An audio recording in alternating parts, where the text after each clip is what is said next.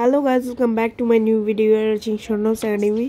So এখন আমার পরীক্ষা শুরু হয়ে গিয়েছে। সো প্রথম বাংলা পরীক্ষা ছিল। সো বাংলা পরীক্ষার প্রথমে আমরা অনেক ভালো করে দেখি। প্রথমে 1 ঘন্টা খাতা পাওয়ার পর আমরা অনেক সুন্দর করে দাগটা নিই।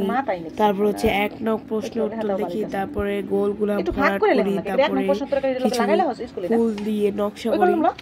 এই ক্ষেত্রে আমরা এটা সবাই করি প্রথম 1 ঘন্টা, কারণ আমরা মনে করি যে আমার কাছে অনেক সময় রয়েছে, পরীক্ষাটা অনেক ভালোভাবে শেষ করতে পারবো। তারপরে আমরা এই যে আমি দাগ দিলাম, তারপরে 1 নং প্রশ্ন উত্তর লিখলাম, তারপরে কিছু 2টি ফুল দিয়ে নকশা করলাম, তারপর তার ভিতরে কালার করলাম। এই যে আপনারা দেখতে পাচ্ছেন, আমরা মূলত ব্লু পেন ইউজ করি, আরও অনেক ধরনের কালারের পেন ইউজ করি আমরা। এই যে তারপরে 1 নং প্রশ্ন উত্তর লেখা আমরা শুরু করি। 1 নং প্রশ্ন উত্তর লেখা আমরা শুরু করি অনেক সুন্দর হ্যান্ড রাইটিং দিয়ে, অনেক ধীরে ধীরে করে আমরা লিখতে থাকি, লেখা শুরু করি। এই যে সব গোলগুলো ফিল আপ করছি দেখতে যাতে সুন্দর লাগে, কারণ বাংলা উপস্থাপনায় আমাদের নম্বর রয়েছে। এই যে আমরা অনেক ধীরে ধীরে সুন্দর হাতের লেখার দ্বারা অনেক সুন্দরভাবে লিখছি। রৌদ্র লিখে যায়, এটা হচ্ছে একটা কবিতা। এটা আমরা অনেক সুন্দর হাতের লেখার দ্বারা লিখছি। এইখানে আমরা কবির নাম লিখছি, তারপরে এই কবিতাটি লিখব। এই যে গাইস আপনারা দেখতে পাচ্ছেন,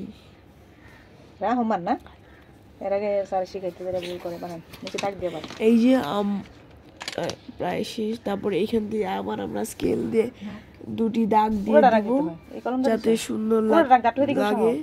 আর প্রথম 1 ঘন্টা আমরা আস্তে আস্তে লিখি, অনেক ধীরে ধীরে আমাদের বেস্ট দেওয়ার ট্রাই করে। আমরা মনে করি যে ভালোভাবে পরীক্ষাটা সময় মতো শেষ হয়ে যাবে। এই যে আমি কবিতাটা লেখা শুরু করে দিয়েছি।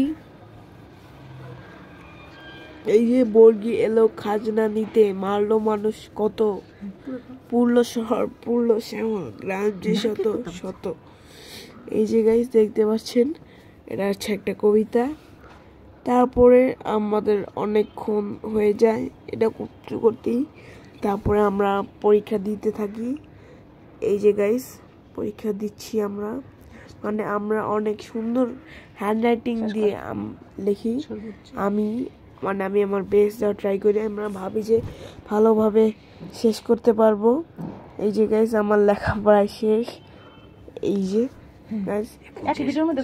এখন শেষে 10 মিনিটে আমরা অনেক শেষ সময় নাই, আমার এখনো 2টা বোর্ড কোশ্চেন লেখা বাকি। আমরা লিখতে থাকি, লেখা বুঝতে হলো না আমার শেষ করা দরকার, কিন্তু কেউ লেখা বুঝে না। এই যে দেখতে পাচ্ছি আমি নিজের লেখাই বুঝতে পারছি না, অন্যরা কি বুঝতে পারবে? আমার নিজের লেখা লিখতেই আরো 2টা আছে, লিখতেই থাকি।